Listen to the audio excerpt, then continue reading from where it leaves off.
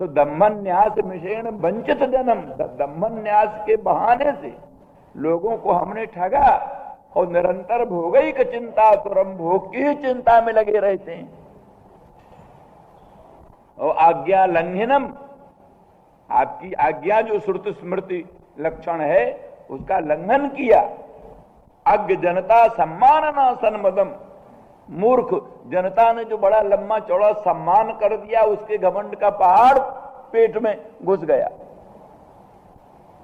आज्ञा लंघनम अज्ञ जनता सम्मानना सन्मदम, अज्ञ जनता के सम्मानन से उत्पन्न हुआ असन मद, निकृष्ट मद, घमंड अंतःकरण में उत्पन्न हो गया।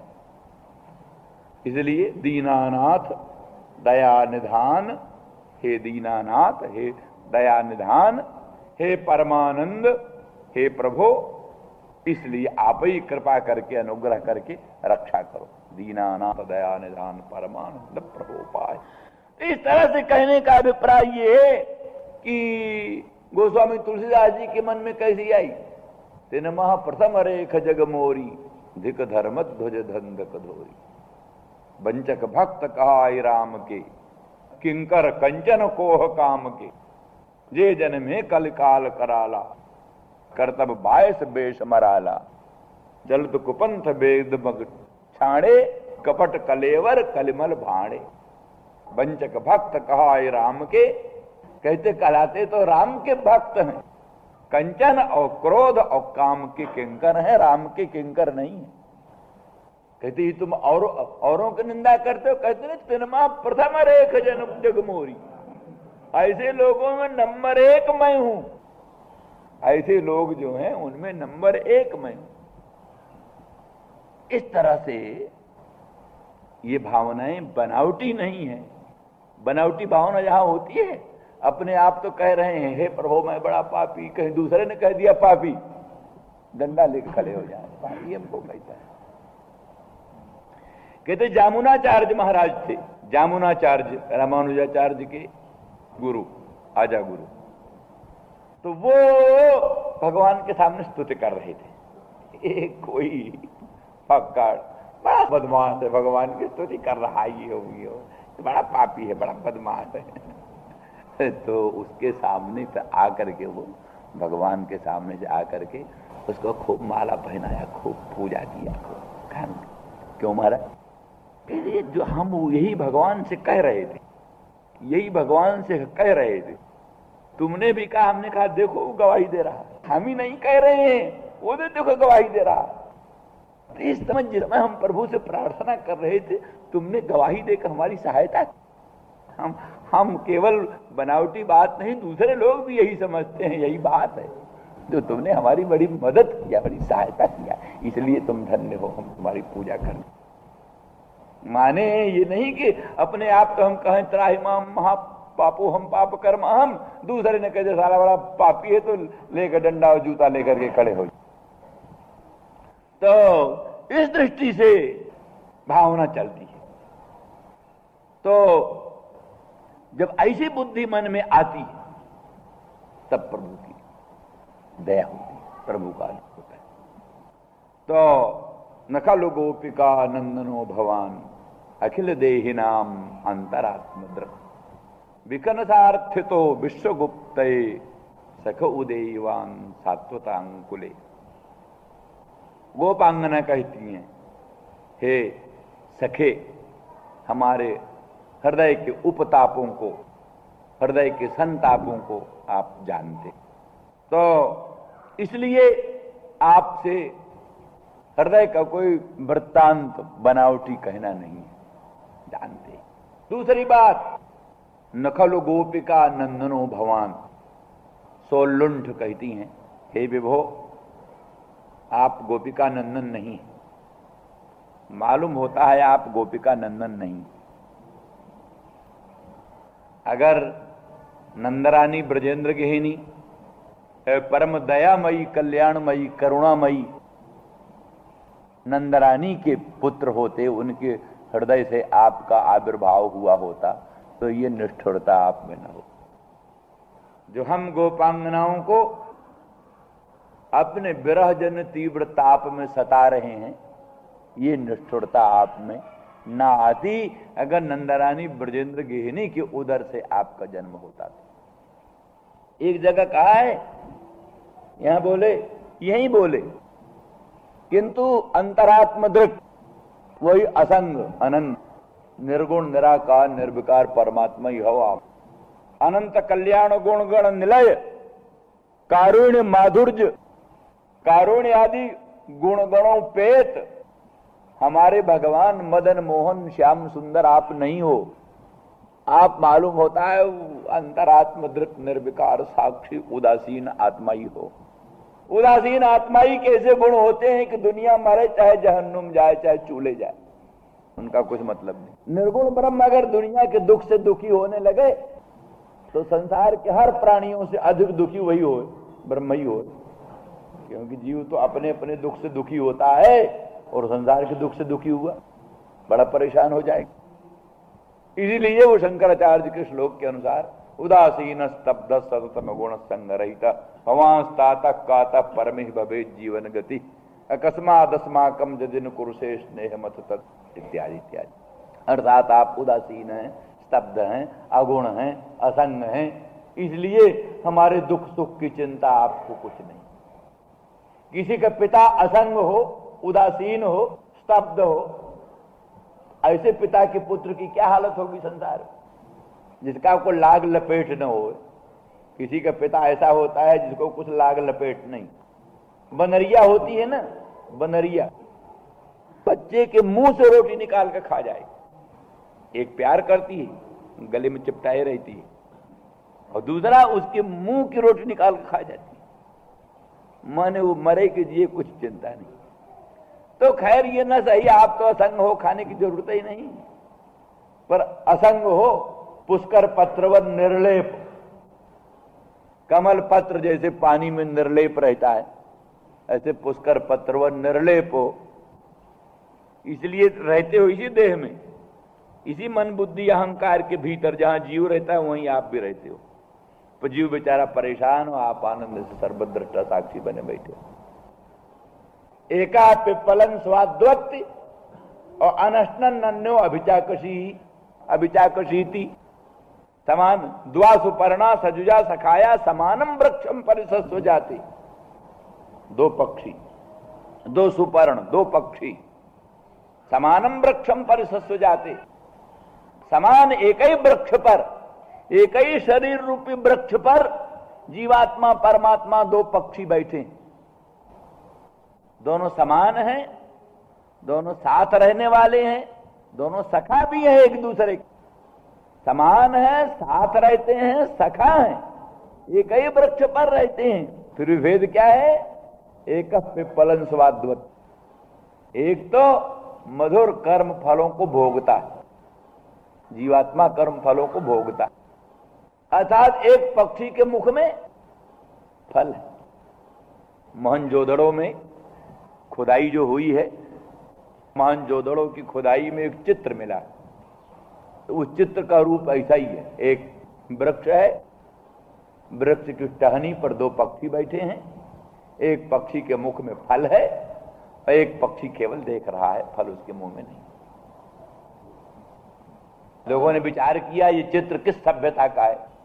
कोई कहते सुमेरियन सभ्यता, कोई भिन्न भिन्न सभ्यता की चर्चा करते हैं, पर असल में इस चित्र का आधार भित्ति क्या है? इस चित्र की आधार भित्ति यही ऋग्वेद का मंत्र है, द्वासुपर्णा सजुजा सखाया समानम वृक्षम परिसस्व जाते तयोरेका पिप्पलन स्वाद्वत्यनन्यो अभिचाकश। इसी का चित्र है। एक समान वृक्ष पर दो पक्षी जो कि बिल्कुल समान हैं, आपस में एक दूसरे के पूर्ण सखा हैं और सदा साथ रहते हैं। वो दोनों पक्षी बैठे हैं, एक के मुख में कर्म फल है, एक केवल दृष्टा साक्षी। तो असल में रहने का, असंग रहने का, साक्षी रहने का मूल मंत्र है अनशनन। हम कहा करते हैं जो नहीं खाता वही परमेश्वर है, जो जितना खाता है वो इतना जीव है, जो जितना नहीं खाता वो उतना परमेश्वर। दुनिया में भी जितना जो भोग से रहित है, सर्व परिग्रह भोग त्यागा, वो ईश्वर के नजदीक पहुंचता है। और जितना भोग परिग्रह में संसक्त है उतना वो संसार में तजता रहे। अनशनन्नो अभिचाकशीति, एक नहीं खाता इसलिए शुद्ध रूप से प्रकाशमान, खाता तो भी जीव की तरफ पहुंचता। खैर वो तो ऐसा है कि ईश्वर है, ईश्वर भी क्या सामर्थ्य नहीं है, ऐसी बात तो कही नहीं सकते। जो ईश्वर सर्वज्ञ है, जिसकी शक्ति से जीव में भी भोग का सामर्थ्य उसी की शक्ति से आता है। लोह में दाहकत्व, लोह में प्रकाशकत्व किससे आता है? अग्नि तादात्म्य पत्ति से। अग्नि में लोहा को डाल दो तो लोहा में दाहकत्व प्रकाशकत्व आ जाएगा। तब जब अग्नि के संबंध से अयोदहत व्यवहार होने लगता है, अयोदहत लोह पिंडम दहति, तो जब लोह पिंड में दाहकत्व प्रकाशकत्व नहीं है स्वतः, किंतु अग्नि संबंध से लोह पिंड में अनित्य दाहकत्व प्रकाशकत्व आ जाता है, तो जिस अग्नि में नित्य दाहकत्व प्रकाशकत्व है उसमें पर शक्ति के अभाव की कल्पना भी कैसे की जा सकती है? तो जीवों के देहों में, इंद्रियों में, मन में, बुद्धि में, अहंकार में जो कुछ भी कार्य करने क्षमता है, विषय ग्रहण क्षमता है, वो सब उसी के संबंध से आती है, भगवत संबंध से ही। तो भगवान में क्या सामर्थ्य है तो कही नहीं सकते, सर्वशक्ति है, किंतु अनंत कोटि ब्रह्मांडोत्पादनी शक्ति माया, अनंत कोटि ब्रह्मांडोत्पादनी शक्ति, तो अनंत कोटि ब्रह्मांड में ही भोग भी है, इसलिए भोगोत्पादनी शक्ति भी, विषय ग्रहण अनुकूला शक्ति भी सब उसी में है, इसलिए सर्वशक्ति है। सर्वशक्ति होने पर भी अनशनन नहीं खाता, इसलिए अभिचाकशीति। इसीलिए तो तब कौन कहलाता है? भोजन हो घर में, वो भोजन न करे एकादशी है, तभी तो एकादशी व्रत है। खैर ऐसा भी भगवान मान लेते हैं कि जी को नहीं रहा तो भी, ना खाया तो भी मान लेते हैं। इसमें है एक क्या नाम शिवरात्रि व्रत में, चतुर्दशी का शिवरात्रि व्रत थी, शिवरात्रि व्रत थी, तो एक कोई व्याध था, व्याध, घर में उसके झगड़ा हो गया, घर में झगड़ा हो गया, तो इसलिए फिर घर से नाराज होकर जंगल में चला आया। जंगल में चला आया, दिन भर नहीं खाया, रात भर वहीं रहा, दिन को जरा डर वर रहा, कुछ ये जंगली जानवर वानवर आने लगे तो पेड़ पर चढ़ गया। तो नीचे शंकर की एक पिंडी थी और बेल के पेड़ पर चढ़ा, तो वायु भी चलती रही, तो बेल के पेड़ से पत्ते गिरे, वो पत्ते शंकर के पिंडी पर पड़ गया और उसको थोड़ी बहुत आंसू रोते रोते गिरी, वो जल भी हो गया। तो भगवान शंकर की पिंडी पर उसके आंसू के जल चढ़े और बेल पत्तियां चढ़ी और अनशन किया ही दिन रात, न मिलने के कारण या नाराजी के कारण किसी तरह से अनशन कर डाला। शंकर जी प्रसन्न हो गए, वाह वाह बेटे तेने को व्रत किया है, तेरे व्रत पर हम बिल्कुल संतुष्ट है, ले परम प्रभु। ऐसे भोले बाबा लोग हैं, उनका क्या ठिकाना, किसी तरह संतुष्ट हो जाते हैं। तो ये बात दूसरी रही, लेकिन असल में व्रत यही है कि सब सामग्री रहने पर भी उनको न भोग करके, इसलिए सर्व परिग्रह भोग त्याग कस्य सुखन न करोति विराग। सर्व परिग्रह का त्याग, भोग त्याग, ऐसा विराग किसको नहीं सुख पहुंचाता, सबको सुख पहुंचाता। हाँ, तो आ गया प्रासंगिक बात, अनशनन्नो अभिचाकशीति, भगवान न खाते हुए, भोग से दूर रहते हुए केवल सर्वद्रष्टा सर्वसाक्षी रूप में प्रकाशते हैं। तो ये सभ्यता वही वेद की सभ्यता, इसी वैदिक सभ्यता का चित्रण है। इसलिए मालूम होता सुमेरियन सभ्यता से भी प्राचीन सभ्यता है वैदिक सभ्यता। मोहनजोदड़ो की, जहां की सभ्यता लगभग 15,000 बरस की मानी जाती है, 15,000 बरस की कम से कम पुरानी सभ्यता मानी जाती है। तो फिर इस सभ्यता का विकास होते हुए कितने दिन लगे होंगे? आधुनिक दृष्टि से भी विचार करें तो लाखों बरस की वैदिक सभ्यता हमारी सिद्ध होती है, लाखों बरस की वैदिक सभ्यता। और शास्त्र दृष्टि से तो अनादि अपौरुषेय सभ्यता है ये, उसमें तो कुछ कहने सुनना नहीं। तो इस तरह से निष्कर्ष ये है कि भगवान सर्वद्रष्टा सर्वसाक्षी सर्वांतरात्म दृक्। और उनके लिए गोपांगना कहती हैं, भगवान आप केवल गोपिका नंदन नहीं, केवल नंद नंदन नहीं, अखिल प्राणियों के अंतरात्मा के दृष्टा हो, साक्षी हो। दूसरी दृष्टि से ये कि आप खाली अंतरात्म दृक् हो, असंग हो, उदासीन हो, अने परमात्मा हो, अर्थात हमारे सुख दुख का आपको चिंता क्या, हमारे सुख दुख की चिंता क्या। जैसे व्यंग बोला जाता है, प्रेमोन्माद में व्यंग बोला जाता है, उस प्रकार से व्यंग बात बोलती हैं। अगर आप गोपिका नंदन होते, नंदरानी ब्रजेंद्र गेहिनी के उदर से आपका जन्म होता, तब आप में ये निष्ठुरता न होती, करुणा जरूर होती, दयालुता जरूर होती, तब आप हमारे इस दुख को देखने में समर्थ न होते। किंतु मालूम होता है आप गोपिका नंदन नहीं हो, अंतरात्म दृक् हो। इसीलिए कहते हैं विखनसार्थ तो सात्वताम कुले उदयवान। सात्वताम माने जादवाना, जादवों के कुल में आप उत्पन्न हुए हो।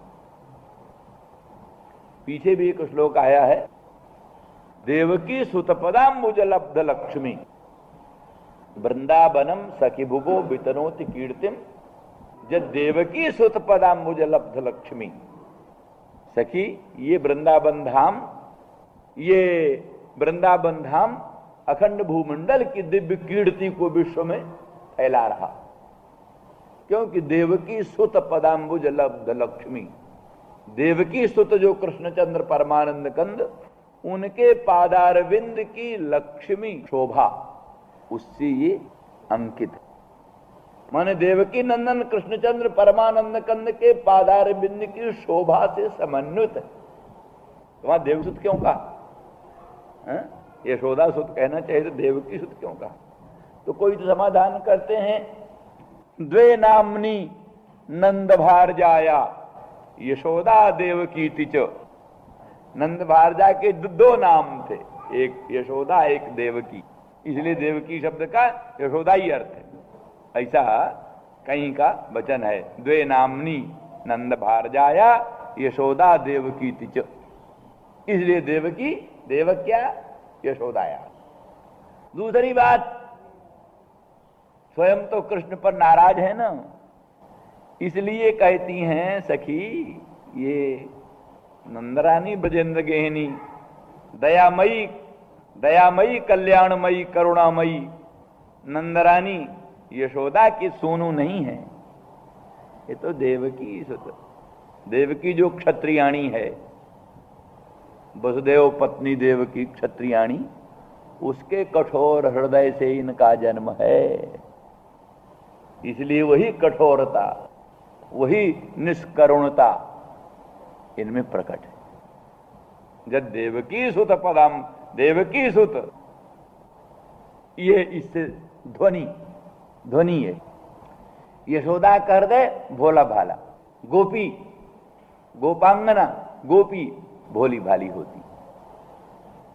देवकी क्षत्रियाणी, उसका हृदय दूसरे ढंग का। नंदरानी गोपांगना, यशोदा का हृदय दूसरे ढंग का। इसलिए ये देवकी सुत हैं, इसलिए इनके पादार बिंद की शोभा वृंदावन धाम को तो मिल जाएगी, पर हमको इनके पादार बिंद स्पर्श का सौभाग्य नहीं मिलेगा। उस दृष्टि से यहां सात्वताम यादवानाम कुले न तो गोपानाम कुले उदयवान। गोपों के कुल में आपका उदय नहीं हुआ, यादवों के कुल में आपका जन्म हुआ है, इसीलिए आप हम गोपांगनाओं के ऊपर अनुग्रह नहीं कर। ये जो निष्करुणता है, निष्करुणता है, गोपांगनाओं के प्रति निष्ठुरता है, इसका यही कारण है कि आप जादवा नाम कुले उदयवान, जादवों के कुल में उदित हुए हो, गोपों के कुल में नहीं उदित हुए हो। कई बार ये ग्वाल बाल आपस में, ये नंदरानी गोरी, नंदराय गोरे, और ये काला कलूटा श्याम कहां से आ गया? इसलिए ये नंदराय नंदरानी का लड़का ही नहीं, ये ग्वाल बाल कई बार चौआव करने लगते, ये यशोदा नंदन नहीं, नंदन नहीं, ये तो किसी से मांग कर लाए हैं नंदरानी यशोदा। इसको ग्वाल बाल आपस में चिढ़ाते थे, ये नंदन नहीं, यशोदा नंदन नहीं, इसको तो किसी से खरीद कर लाए हैं या मांग कर लाए हैं। ये कहां का नंदन है, ये कहां का गोपिका नंदन है। एक दिन बिगड़ते हुए कृष्ण जाकर अम्मा के पास रोने लगे। अम्मा ने कहा बेटा क्यों रोता है?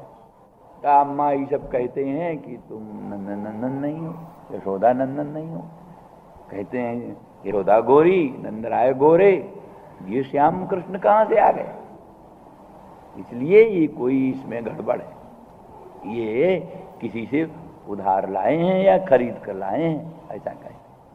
नहीं बेटा तू हमारा लड़का है, तू श्याम इसलिए हुआ कि हमने विष्णु की आराधना किया।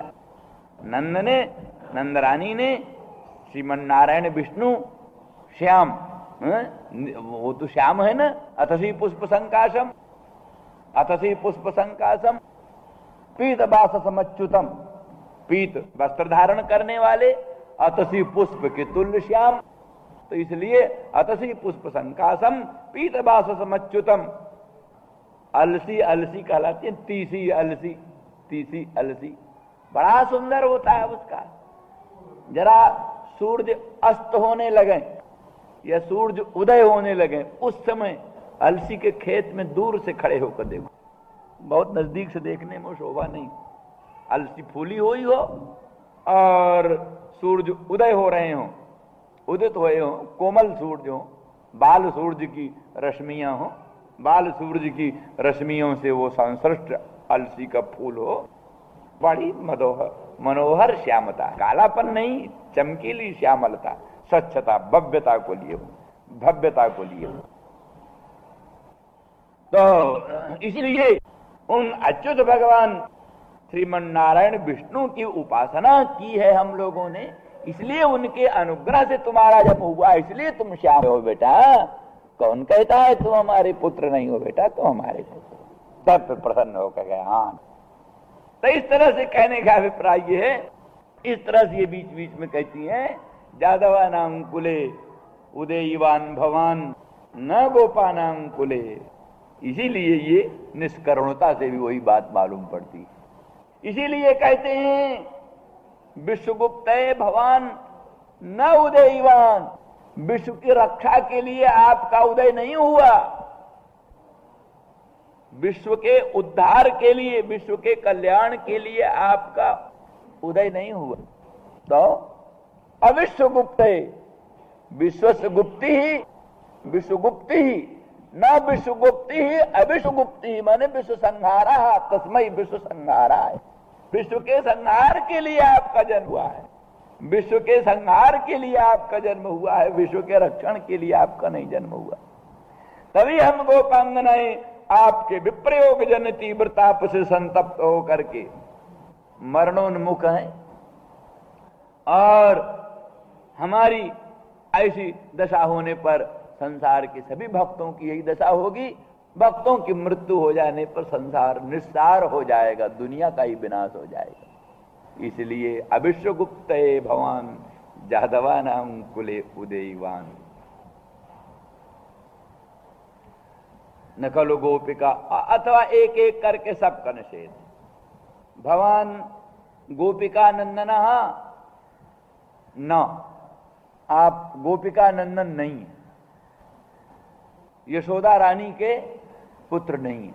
नहीं तो दामोदर, यशोदा नंदन तो दामोदर, जिनके उदर में दाम रज्जू है, जो नंदरानी के प्रेम रज्जू से बंधे हुए, नंदरानी के प्रेम रज्जू से उलूखल में बांध दिए गए, जो नंदरानी के प्रेम रज्जू से उलूखल में बंध गए।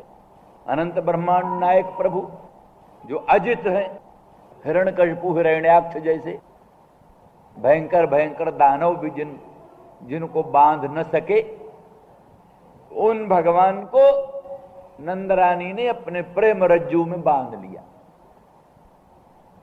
प्रेम रज्जुए में भगवान को बांधा जा सकता है, और काहे में बांधे? कहते बंधनानि खलु संत बहुनी प्रेम रज्जुकृत बंधन मन्यत। दुनिया में बंधन तो बहुत से, कई तरह के बंधन, पर प्रेम रज्जुकृत बंधन मन्यत। प्रेम रज्जुकृत बंधन ही अन्यत बंधन, विलक्षण बंधन।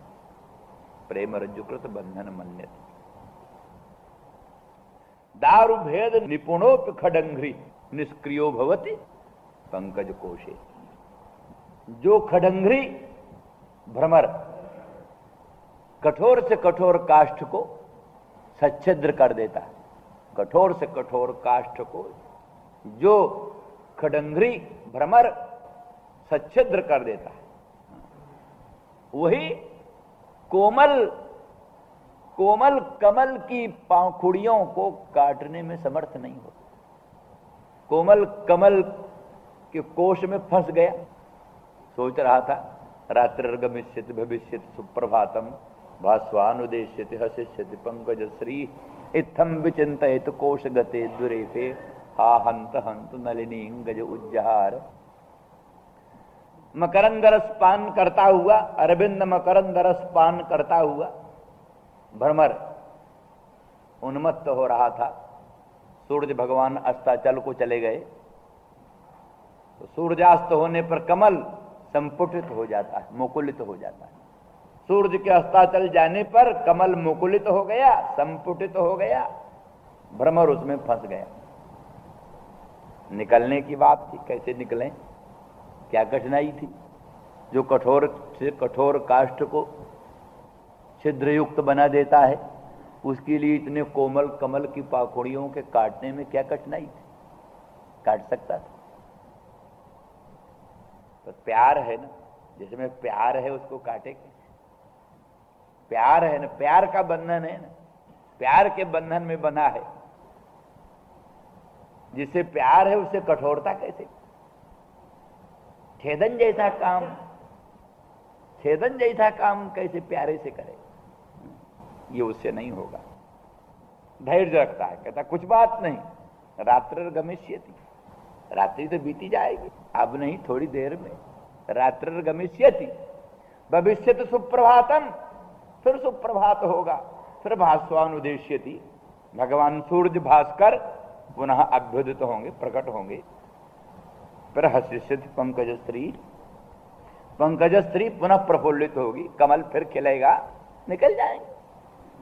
काहे इतना थोड़े से कष्ट के लिए और अपने परम प्रिय अरविंद की उन कोमल पाखुड़ियों को काटना ही कोई ईमानदारी और बुद्धिमानी थोड़ा है। ऐसा समझ करके उसने नहीं काटा। इतने में मत्त गजेंद्र, महामत्त गजेंद्र हाथी आया मदैला, और सरोवर में अवगाहन करता हुआ कमलिनियों को, कमलों को तोड़ता उखाड़ता, पांव से रौंदता हुआ बेचारा भ्रमर भी उसी में पिस गया। पिस गया कमल, हाथी के पांव के नीचे पिस गया, पर कोमल कमल की पाखुड़ियों को नहीं काट सका। प्रेम रज्जुकृत बंधन। इस तरह से अनंत ब्रह्मांड नायक परात्पर पर ब्रह्म प्रभु को कौन अपने बस में कर सकता? सगुण ब्रह्म की वंदना नहीं करता हूं मैं, तो उस प्रेम बंधन की वंदना करता हूं। प्रेम बंधन बंधनीय है, वो प्रेम बंधन बंधनीय है। कैसा प्रेम बंधन? जद बद्धम मुक्तिदम मुक्तम ब्रह्म, अनंत ब्रह्मांड को मुक्ति देने वाला जो ब्रह्म है। दुनिया को मुक्ति कौन देता है? ब्रह्म ही। वेदांती भी मानता है, अद्वैतवादी वेदांती भी मानता है, ब्रह्म चाहे तो अनंत कोटि ब्रह्मांड के अनंत अनंत प्राणी इसी क्षण में मुक्त हो जाए, कोई उनका हाथ नहीं पकड़ेगा। उनके सत्य संकल्प, सत्य संकल्प। अगर अनंत ब्रह्मांड नायक भगवान सर्वेश्वर संकल्प कर दें कि सर्वे प्राणिनो मुक्ता भवन्तु, कुछ नहीं, हाथ पांव नहीं डुलाना पड़ेगा भगवान को। उनका संकल्प, उन्होंने संकल्प कर दिया, अनंत कोटि ब्रह्मांडांतर्गत अनंत प्राणी क्षण भर में मुक्त हो जाए, ये संकल्प उन्होंने किया, उसी क्षण मुक्त। तो इस तरह से वेदांती उनका हाथ नहीं पकड़ सकता। वेदांती नहीं कह सकता ऐसा, क्यों माने बैठा हुआ है वेदांती की भगवान सर्वज्ञ सर्वशक्तिमान है, कर्तुम अकर्तुम अन्यथा कर्तुम समर्थ, वेदांती माने बैठा। इसलिए वेदांती कभी भगवान का हाथ नहीं पकड़ सकता। मत करो ऐसा, कभी नहीं हाथ पकड़ सकता। इसलिए स्वयं मुक्त है, स्वयं तो मुक्त है ही है, नित्य शुद्ध बुद्ध मुक्त, लेकिन मुक्तिदम, मुक्त भी है और मुक्ति देने वाला भी है। अनंत कोटि ब्रह्मांड के अनंत अनंत प्राणियों को मुक्ति देने वाला।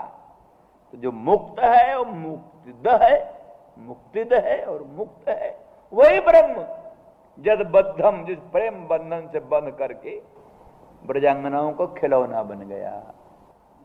प्रेम बंधन से बंध करके ब्रजांगनाओं का खिलौना बन, क्रीड़ा मृग बन, क्रीड़ा मृग, क्रीड़ा का खिलौना, क्रीड़ा का मृग। एक तो वैसा मृग होता है, एक क्रीड़ा मृग जो रनिवासों में, अंत राजाओं के अंतपुरों में उनके मनोविनोद के लिए, मन क्रीड़ा के लिए अत्यंत अनुकूल मृग होता है। वो जैसा चाहती हैं तैसे उसके साथ क्रीड़ा करती हैं। इस तरह से जो मुक्तिदम मुक्तम परम ब्रह्म, वो जिस प्रेम बंधन से बंध करके ब्रजांगनाओं का क्रीड़ा मृग हो गया है, इसलिए हम तो उस प्रेम बंधन की वंदना करते हैं। प्रेम बंधन ही धन्य है, उसी की पूजा वंदना करनी चाहिए। ये इस दृष्टि से अहो चित्रम वंदे तत्प्रेम बंधनम जद बद्धम मुक्तदम मुक्तम ब्रह्म क्रीड़ा मृगी कृतम। तो वो कोमलता, इस बंधन से बन गए कृष्ण, नंद रानी के प्रेम रज्जू से बन गए, अपरिमेय होकर परमित हो गए, नित्य शुद्ध बुद्ध मुक्त होकर के, और उलूखल में नंद रानी ने उनको बांध दिया। उपनिषदर्थ उलूखले निबद्धम, उपनिषदर्थ उलूखल में बना हुआ है, जाओ ढूंढो। तो अगर नंदरानी ब्रजेंद्र गेहिनी के पुत्र होते आप, तो गोपिका नंदन, गोपिका ब्रज सुंदरी ही नंदयती, गोपिका नंदन, तब फिर आप गोपिकाओं के ब्रज सुंदरियों को नंदन करने वाले, सुख देने वाले होते, ब्रज सुंदरियों को सुख देने वाले होते। फिर जो ब्रज सुंदरियों को अपने विप्रयोग जन तीव्र ताप में इस तरह से संतप्त न कर दे, इसलिए मालूम होता है भगवान गोपिका नंदनो नौ। अच्छा, फिर बाकी का श्री राम जय राम। भक्त जनमानस निवासाय श्री रामचंद्राय विश्वसर्ग विसर्गादिनवलक्षण लक्षितम् श्रीकृष्णात् देहि नामन्तरात्मदृक् विकन सार्थितो विश्वगुप्तये सख उदेयवान सात्वतांकुले। दो बातें हैं, दो बातों पर प्रकाश डालना है। तो राम गमन बन अनरथ मूला, जो सुने विश्व सकल भई शूला के हैं क्या, जो सुने सकल विश्व भई शूला। राम का जो वन गमन है वही संपूर्ण अनर्थ का मूल हो गया। तो भरद्वाज ने ऐसा क्यों कहा? तो एक तो बात इसमें यही है कि माने और तो सब बातें भरत जी की खूब महिमा कही भरद्वाज ने, और ये कहा कि हमने जो कुछ भी तपस्या किया, योगाभ्यास किया, सब का फल है भगवान रामचंद्र का दर्शन। फिर प्रयाग धाम में निवास करते हुए हम लोगों ने जो कुछ भी जप किया, तप किया, समाधि किया, सबका परम फल राम भगवान का दर्शन। और राम भगवान के दर्शन का भी महान फल, बड़ा ऊंचा फल तुम्हारा दर्शन। तेई फल कर फल दर्श तुम्हारा, हाँ दर्शन पावा, तेई फल कर फल सहित प्रयाग सौभाग हमारा। राम सीता लक्ष्मण के दर्शन, आपका दर्शन हुआ, भरत जी का दर्शन। तो ये उन्होंने बतलाया कि बहुत बड़ी महिमा बतलाई भरत की, और भरत के मन में जो कुछ भी संकोच था उसको भरद्वाज ने अनेक प्रकार से दूर किया, और सब प्रकार की बातें जो कुछ हुई हैं सो अच्छी हुई हैं। केवल राम का जो वनगमन हुआ है वही सब अनर्थों का मूल हो गया। तो अब इसमें एक बात तो होती है तात्कालिक दृष्टि से और एक वास्तविक दृष्टि से। तो पारमार्थिक दृष्टि से, वास्तविक दृष्टि से भले राम गमन का फल अच्छा हुआ हो, रावण का वध हुआ हो, धर्म का संतराण हुआ हो, और वैदिक मर्यादा की सुरक्षा हुई हो, देवताओं के संकट मिटे हों, इन राजकों को अपना साम्राज्य मिला हो, और सब बातें हुई हों, परंतु व्यावहारिक दृष्टि से संपूर्ण जगत में जो एक प्रकार का संताप फैल गया, ये तो मानना ही पड़ेगा कि रामचंद्र भगवान के गमन में संसार को दुख हुआ। यहां तक दुख हुआ है कि इतना दुख, ऐसे दुख का उदाहरण संसार में कहीं नहीं। लिखा है उपतप्तोदका नद्या और सपुष्पांकुर कोरका। रामचंद्र भगवान के वनगमन में नदियों का जल खौल उठा, नदियों का जल खौल उठा। उपतप्तोदका नद्या। सनातन गोस्वामी ने अपने यहां लिखा है कृष्णचंद्र की विशेषता कृष्णचंद्र की क्या थी? संतोवतारा भाव पुष्कर नाभस्य सर्वतो भद्रा कृष्णादन्य कोबा लता सुपि प्रेमदो भवती। कहते पुष्कर नाभ भगवान श्रीमन नारायण विष्णु के अपरिगणित अवतार हुए हो, परंतु ये बतलाओ लताओं में प्रेम प्रदान किसने किया? कृष्णादन्य कोबा लता सोपि प्रेम दो भवती। कृष्ण से अन्य ऐसा और कौन स्वरूप हुआ है जिसने लताओं में भी प्रेम प्रदान किया? अर्थात श्री कृष्णचंद्र के संबंध से लताएं भी प्रेमार्द्र हो गईं और उनमें से मधुधाराएं टपकने लगी और भूमि स्पर्श करने के लिए झुक गईं। लताएं झुक गईं वृंदावन धाम की भूमि को स्पर्श करने के लिए। लिखा है आत्मतमोपहत्यै। वृक्ष जो है अपने पल्लवों से, अपने शिखाओं से भूमि का स्पर्श करती हैं। मन भगवत पाद पंकज संस्पृष्ट भूमि, भगवान के पादार बिंद से संस्पृष्ट भूमि को स्पर्श करने के लिए लताएं झुक झुक करके पृथ्वी को स्पर्श करती। तो ये लताओं में भी प्रेम प्रदान की क्षमता श्री कृष्ण स्वरूप से अन्य और किस में हुआ? एक बात। इसके साथ ही ये भी समझ लीजिए कि जिसको संयोग सुख का अनुभव होता है, भगवत संभोग सुख की अनुभूति जिसको होती है, उसको ही भगवत विप्रलंभ जन ताप का अनुभव होता है। जिसको भगवत संभोग सुख का अनुभव नहीं, उसको भगवत विप्रलंभ जन ताप का भी अनुभव नहीं होता। हम सभी प्राणी भगवत विप्रलंभ जन तीव्र ताप का अनुभव कहां करते? गोपांगना जैसे अपने श्याम सुंदर ब्रजेंद्र नंदन मदन मोहन के विप्रलंभ जन तीव्र ताप का अनुभव करती थी, वैसे दूसरे प्राणी कहां अनुभव करते हैं? क्यों? क्या कारण था? इसलिए कि गोपांगनाओं को भगवत संभोग सुख की अनुभूति, तो भगवत संभोग सुख की अनुभूति के अनंतर जो भगवत विप्रलंभ है, उस भगवत विप्रलंभ जन तीव्र ताप का अनुभव होता है। इसलिए इन लताओं में अगर प्रेम न होता सरसियों में, सरोवरों में अगर प्रेम न होता तो ये राम के विप्रयोग में उपतप्तोदका नद्या कैसे होती। इनका जल खौल उठा, सरजू का जल खौल उठा, सरोवरों का जल खौल उठा। जैसे अदहन अग्नि पर दाल चावल डालने के लिए जैसे चूल्हा पर जल चढ़ाया जाता है, वो खौलने लगता है। इस तरह सुमंत्र बोल रहे हैं, सुमंत्र वाल्मीकि रामायण, उपतप्तोदका नद्या, नदियों का जल उपतप्त हो उठा। तो नदियों को इतना उपताप हुआ कैसे? भगवत संभोग सुख की अनुभूति थी।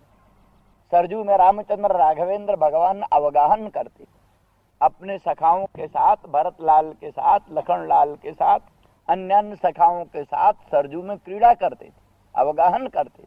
तो उनको भगवत संस्पर्श सुख, भगवत संभोग सुख की अनुभूति थी। इसलिए उनके विप्रलम्ब जन तीव्र ताप में संतप्त होकर उनका जल खौल उठा।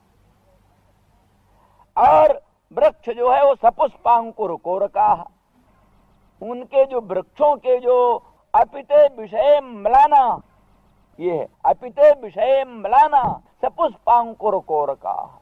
दशरथ जी से कहते, राजन आपके राज्य में जितने वृक्ष हैं उन वृक्षों के पुष्प और अंकुर और शाखा पल्लवादी ये सब के सब परिम्लान हो गए, परिम्लान हो गए, झुलस गए, झुलस गए।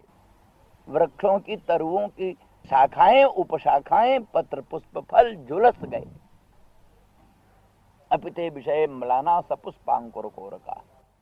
तो इस तरह से वृक्षों को भी भगवत विप्रलम्ब जन तीव्र ताप की अनुभूति हुई।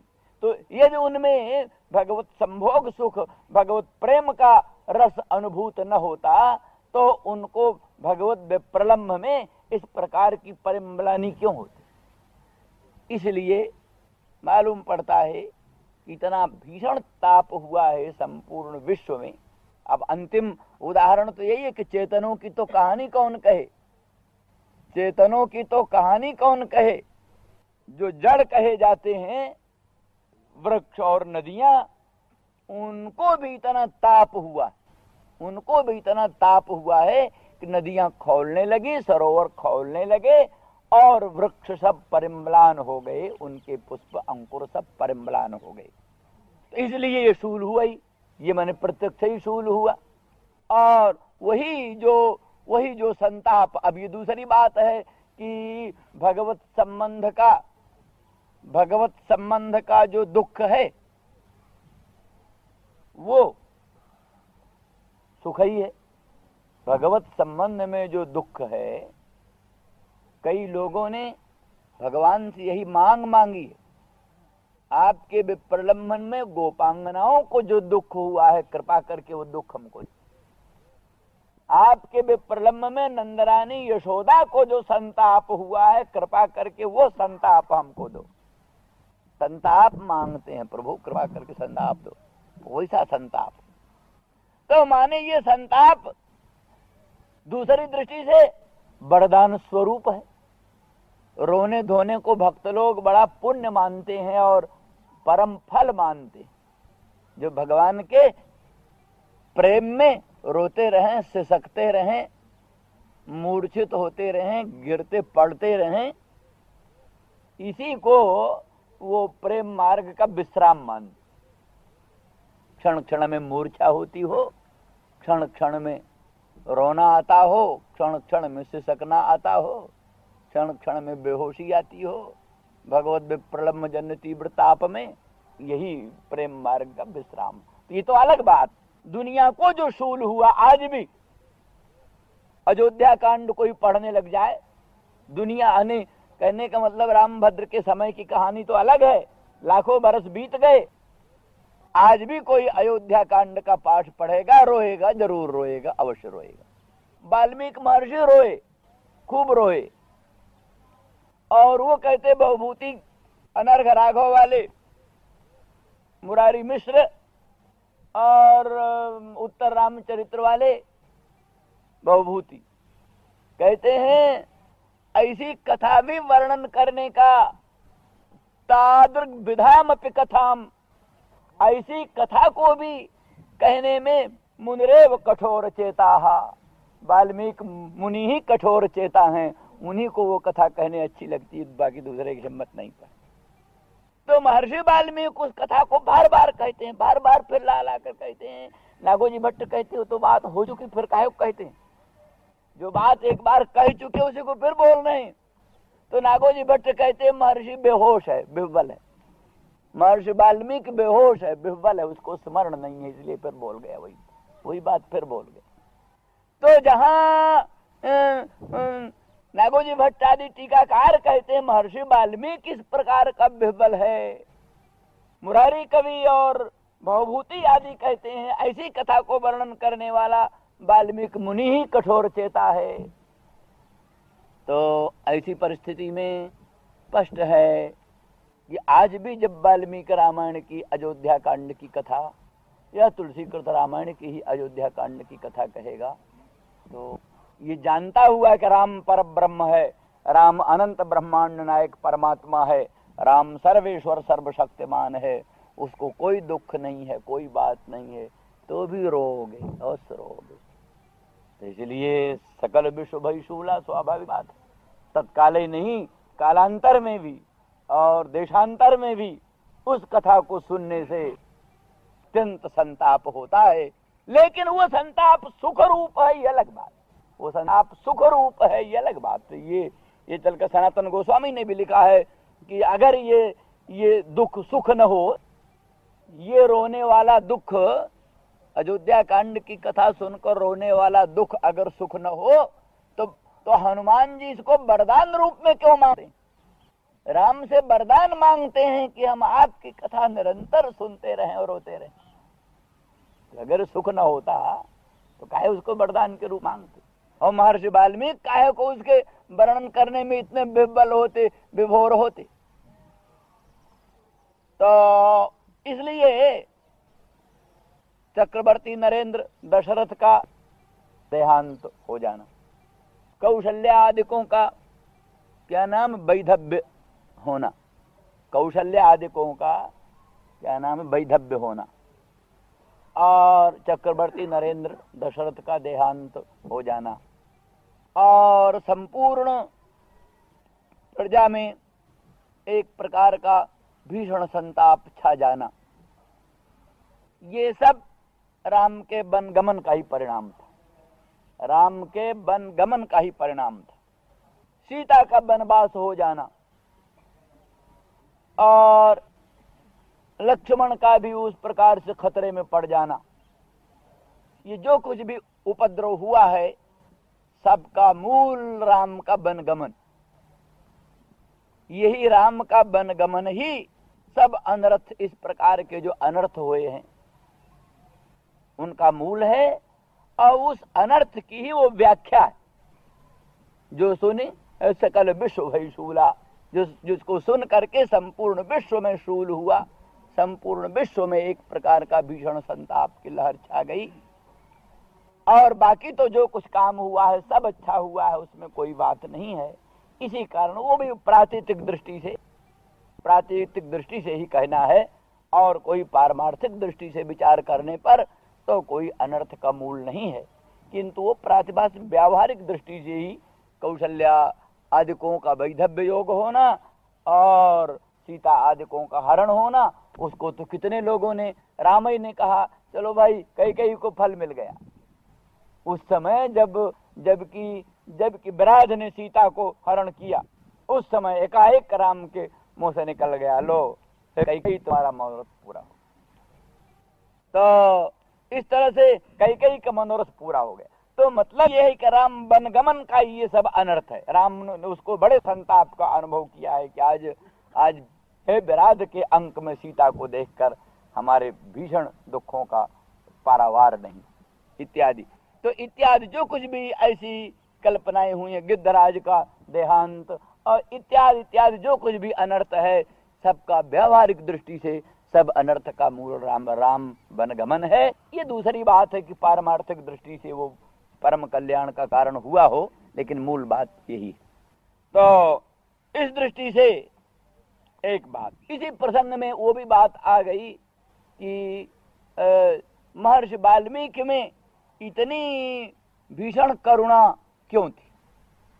इतनी भीषण करुणा इसीलिए थी, दूसरा जो प्रश्न है कि अर्थात वाल्मीकि रामायण रामचंद्र भगवान के लीलाओं के समय बनी या पहले ही बनी, ये भी एक प्रश्न है। तो इसका वाल्मीकि रामायण के अनुसार यही मालूम पड़ता है कि वाल्मीकि रामायण में जो इतने अद्भुत करुणा रस का प्राधान्य, करुण रस का प्राधान्य, ये इसीलिए कि असल में रामचंद्र राघवेंद्र भगवान ने वाल्मीकि रामायण को लिखा ही उस हालत में जबकि अत्यंत दुखी थे, खिन्न। लिखा ये शोक श्लोकत्वमागतः, महर्षि वाल्मीकि के हृदय का जो शोक है, शोक ही श्लोक बन गए। शोक जो है वही श्लोक बन गया। कौन शोक? सीता के विलाप का शोक। सीता जनक नंदिनी जानकी भगवती रामचंद्र के विरह से संतप्त होकर जो वन में विलाप कर रही, तो वो विलाप जो है रामभद्र से वियुक्त होकर जनक नंदिनी जानकी सीता वन में विलाप कर रही और गंगा में अपने शरीर को डालकर मृत्यु के मुख में जाने को प्रस्तुत हो रही।